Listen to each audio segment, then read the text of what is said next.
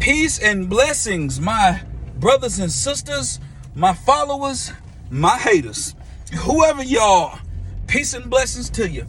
Doing this video this morning on my way to Martin Luther King to go distribute some backpacks with my church, Elevation Church, Asheville, and Asheville Dream Center. I'm so excited to do this work. I'm about to pick up a guy who got out of prison a week ago. I told him he coming with me to volunteer. He need to get some clothes today. We're going to take him to Goodwill. But I said, hey, bro, you can hang out with me today. We can go distribute some backpacks and get some free pizza and laugh at some kids. And so I'm headed to pick him up. But I want to do this video real quick, just talking about, a recommendation.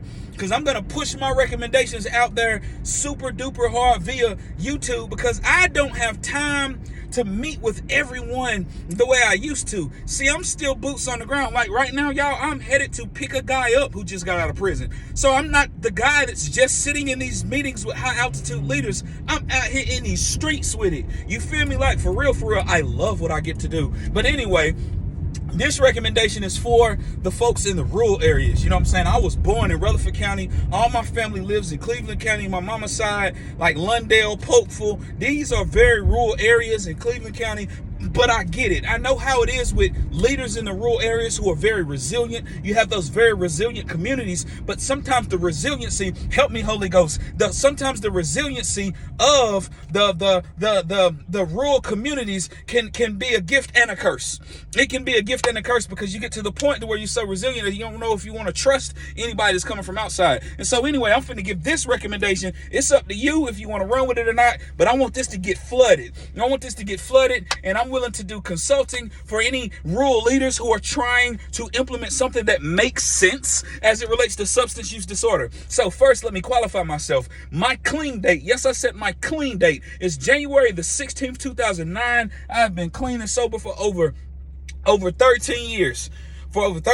So, I practice a recovery program. I'm a Celebrate Recovery guy these days, which is a Christ-centered 12-step program. But I know that there are multiple pathways to recovery. But anyway, so let me dive in. Whenever you're in the rural areas, as you get your opioid settlement dollars, as you think about what it is that you need in your areas and what you need to implement in your areas, let me tell you something.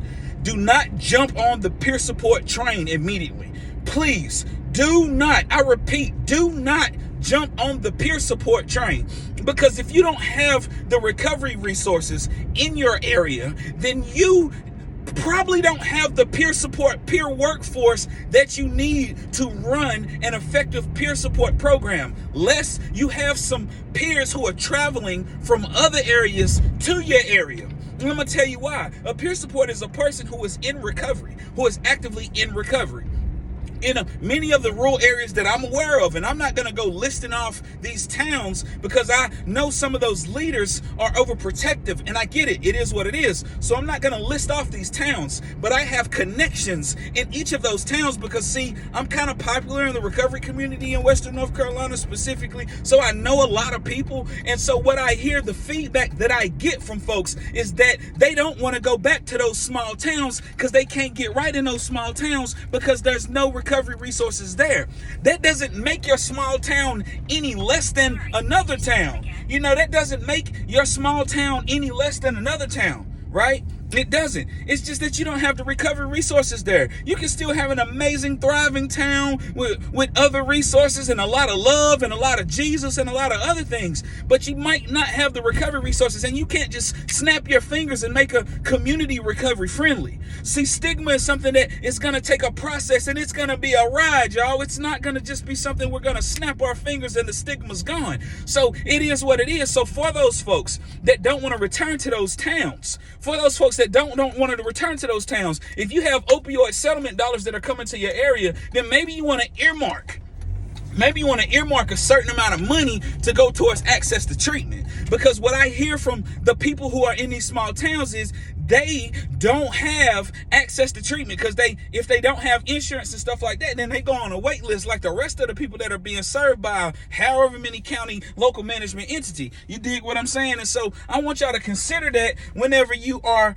building your programs, to know that, at the end of the day, you might not need, to be worried about putting peer support programs in your area. You dig what I'm saying? It might not be peer support programs that you're needing. You might not need peer support, because if the peer support don't have the recovery support that they need for their own recovery, they ain't gonna be able to do the work anyway. And that's why you hear about, hold on y'all, let me take this call. Hey, what's up, bro? I'm outside. Now, which halfway house you at? Which one? What number? Oh, coming up the hill. So I see one. Yeah, come on up the hill, because I ain't pulling down in that driveway. That thing's steep, boy. Okay, I'm right. All right, I'll see you in a minute. I'm in the burgundy Jeep. All right. So anyway, your peer supports, you don't want to put them in a bad situation. And I've gotten the feedback from people. Now, I'm telling you, I've gotten the feedback from people that say that, you know what I'm saying, the peer supports that they know of have gotten out and returned the usage or whatever, man. You know what I'm saying? So, hey, bro, I'm doing this. Hey, you good? What's up with you, brother? Did I see you yesterday at that? No, that wasn't you. No, sir. No, I didn't see. Not me. Okay. I had Rick. Yeah. Hold on 1 second. I'm gonna finish my video. I'm popping off real quick. So some of the people that are from those small towns, you know, whenever they do get into the field, if they don't have the recovery support that they need, they have returns to usage. You feel me? And so I've gotten this feedback from people from these towns, you know, and I'm not going to sit here and act like I got a strong presence in these towns. But what I will tell you is the program that I manage that's funded by the Appalachian Regional Commission is, you know, what we do is we get referrals from the treatment centers. You feel me? And typically when we go into treatment centers, like I was in Swain Recovery Center yesterday, when we go in those treatment centers, tell our stories and share about the resources we have, a lot of times the people that are from those towns, they say, yeah, I don't want to go back, I need to relocate. And so we serve them. You feel me? We serve them just like that and welcome them home from prison, welcome them home from treatment. That's what we do. But when we talk about the experience of what's going on out there for the people who are, you know, quote unquote in recovery, they are always struggling, you know, and even for the ones that are out there doing the work, when you ask them, like, what does your recovery look like? Now, I'm talking about substance use disorder, and people can go on different tangents about there are many pathways to recovery, and you're in recovery when you say you are, and all of that stuff right there. Well, I'm going to tell you, them kind of messages is killing people. You feel me? I speak at funerals. I didn't just all of a sudden start caring about substance use disorder when people started talking about money. I've been around. You feel me? And so them kind of messages to people who are struggling with opioids, that's killing people. You either going to give them harm reduction resources, or you going to help them live a life clean and sober, or on MAT, whichever one it is. But quit giving these people all of these vague messages. People out here dying and they need structure. They don't need vague ambiguity filled messages that people don't understand, talking about you in recovery when you say you are. That's bull. People out here dying. Rest in peace to my boy Oak Tree. You know what I'm saying? That's why I'm passionate. You know, I've been out here, like I say, man, some people chasing these dollars and all that. I ain't chasing no dollars. As a matter of fact, if you want to be real about it, I would rather transition out of addiction work. And then I can do consulting here and there, but I'm over it. I'm over the politics of it. I'm over the backbiting. Man, I'm a happy man. You know what I'm saying? I come into this field trying to help people, and then you see these cutthroat politics that's in these small towns and stuff like that. People don't even care nothing about the people that's struggling with addiction. You ain't been caring about them. You didn't start caring about them until they start talking about opioid settlement dollars anyway. So let's just let's make space for that. But anyway, let me get back to talking about the solution. The solution I have for the rural areas, I'm going to say, get your harm reduction resources. Don't hire peer support specialists, because you ain't got none. Look at the map. Go on the PSS data website. You can see it. It's public facing online. UNC PSS. Look it up. You can see the data to see how many peer supports you have in your area. Then go look and see how many recovery meetings you have in your area. And if you don't got the peer support workforce, if you don't got the recovery meetings in your area, if you don't got the certified clinical supervisors that have the capacity to provide the appropriate supervision for people that are working with people who are currently using, then you don't need to implement peer support programs. And that's period. I'm standing by my word. And so if you're not implementing peer support specialist programs, there go Rick right there. Look at Rick. That's one of my staff. That's what we do, community health workers. And so if you're not implementing peer support programs, then what are you implementing? You're going to implement community health workers.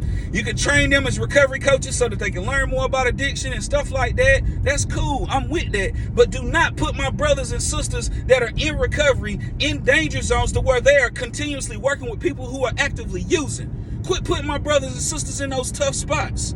You know what I'm saying? I don't care nothing about the funds and all that. I'm talking about people's lives, man. I know people that's dead right now that used to be peer support specialists.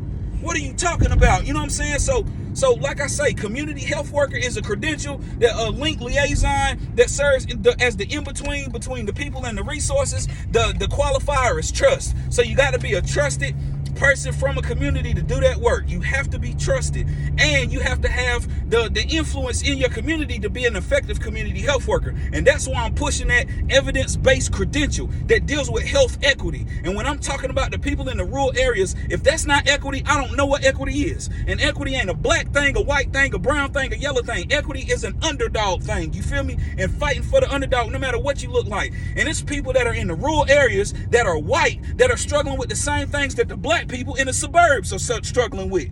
You feel me? And so we talking about equity. And so if y'all serious about wanting to do the right thing with your opioid settlement dollars and you want to implement the appropriate programs, then holla at your boy. If you don't like me because I'm black or because I'm too passionate, that's fine. I will shoot these ideas to somebody else. But just let me know if you need some support, because some of these tables I done been at with people, man, y'all ain't talking about nothing, man. Y'all playing around, man. People out here dying. People out here getting STDs. People out here struggling because of the stigma. So let's implement the appropriate programs and the appropriate credentials. And it is not certified peer support specialists working in rural areas that don't have enough recovery supports for them. For a peer support, the things that qualify peer support is their own recovery. If your own recovery is not strong, how the hell is you going to be a peer support? Thanks. You know what I'm saying? Y'all stop playing with people's lives, man. Too many people out here dying. Like I say, man, I have given y'all my recommendation as it relates to, implementing programs.